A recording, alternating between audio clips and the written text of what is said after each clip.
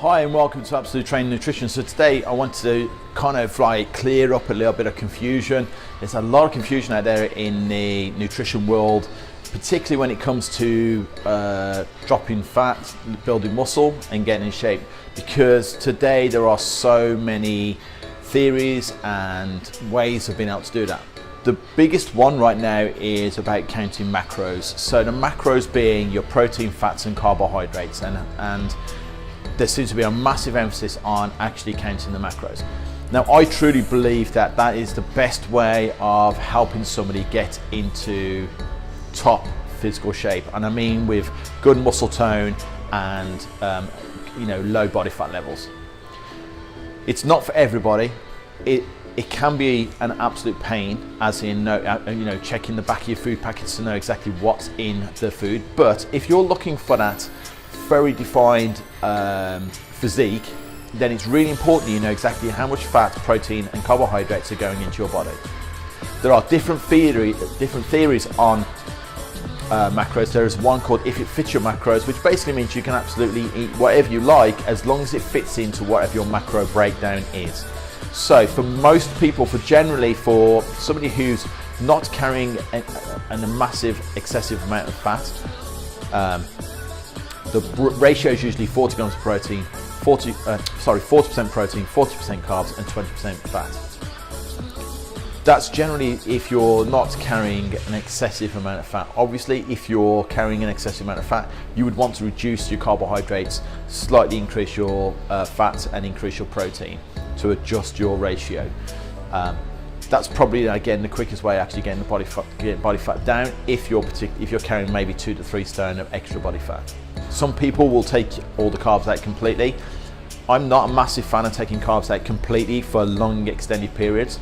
Maybe a day or two, so you cycle your carbohydrates, maybe a Monday and Tuesday where you do low carbs or no carbs, and then Wednesday you would have like a little bit more, and then Thursday a little bit more, and then maybe drop down again. So to cycle them, maybe, but long extended periods of weeks and weeks upon end of no carbohydrates will make you feel sluggish, will drop your metabolism, make you lose muscle tissue, and basically have you no energy and motivation to actually train. So they're the things that you really don't want if you're trying to get in shape.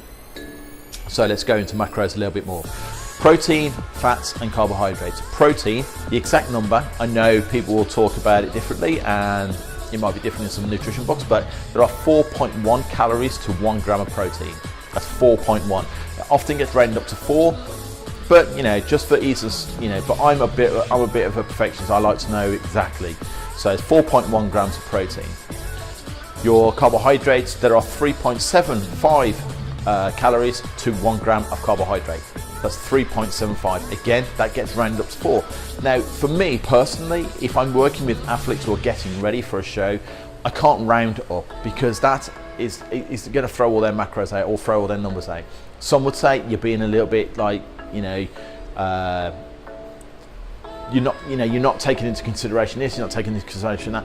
For me, I want to know exactly what my athlete and what the guys I'm working with, exactly what they're eating. So I want the exact numbers.